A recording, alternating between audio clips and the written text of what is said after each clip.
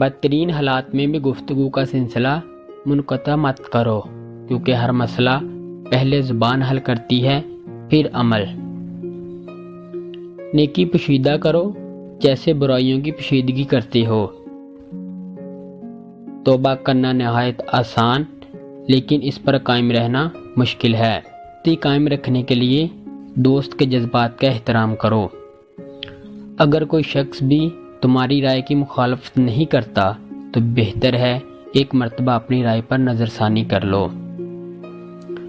3 چیزیں انسان کو بلندی کی جانب لے جاتی ہیں: مسلسل محنت، بلند حوصلگی اور اصول پرستی۔ 3 چیزیں انسان کو تباہ کر دیتی ہیں: حرص، حسد اور غم۔ کسی کام میں ضرورت سے زیادہ تاخیر بالآخر اس کام کا سارا حسن زائل کر دیتی ہے۔